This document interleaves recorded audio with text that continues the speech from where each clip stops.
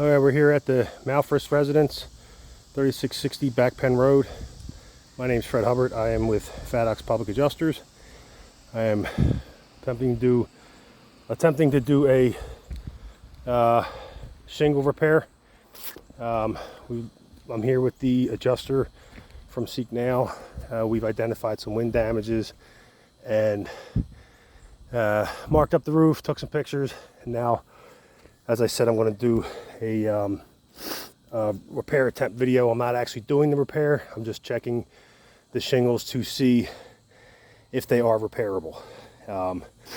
It's middle of the day, so the sun's been beating on this roof.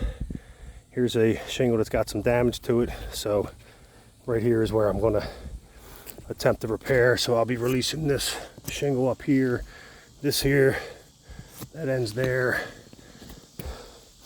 Where are we at here? And here.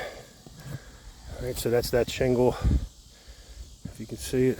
And so the shingle's above it, I'm going to have to release. So I'm going to turn this around, put it in my head strap so that you can see what I'm seeing.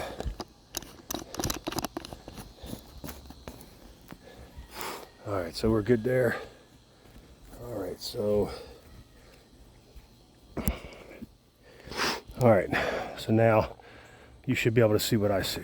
All right, so the tools that I brought up with me, obviously a hammer.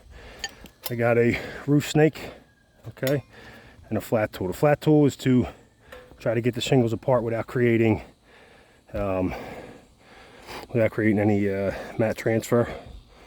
All right, the snake tool is for getting under and prying nails out without lifting the shingle more than 45 degrees. So we're going to start. These shingles are over 20 years old, I believe 21 years old, if I'm correct. So they're very, very brittle. Going to be very hard to maneuver them without damaging them.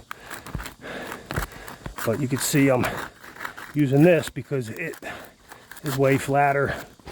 Right, if I use the stake tool, it has a little bit of a curve once you go in, and so I'm trying to prevent mat transfer here. So I just got to get in and try to get it apart. All right, so like I said, this is where our damaged shingle ends, so that's far enough on that side. All right, now we're gonna come on this side, trying to get under that seal. That's a heat seal. It's like a heat weld that happens when the shingles first get laid and they have multiple days of 90-degree sun beating on them. The heat causes that seal to weld to the shingle below it, and it's supposed to be permanent. Which, as you can see, it is a pretty good weld.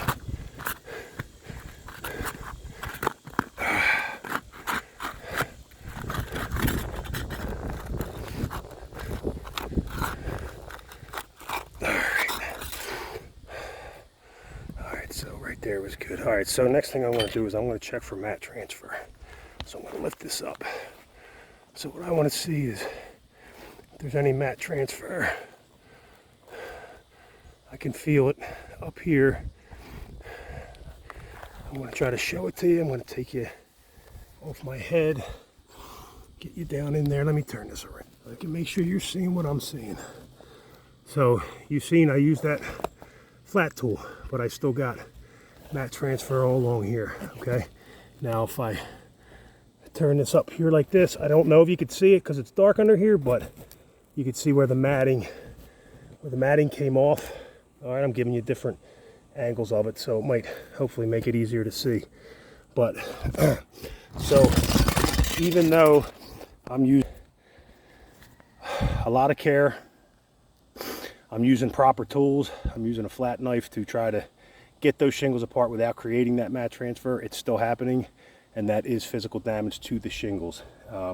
You're ripping matting out of the top shingle, and that top shingle is not supposed to be getting replaced. We're just trying to get the nails out for the shingle that we are replacing. So when you damage the shingles around it, it's going to be a domino effect and just going to keep on going. So my opinion, this roof is not repairable, so that would warrant a full roof replacement to indemnify the insured. All right, that'll conclude my video. Have a great day.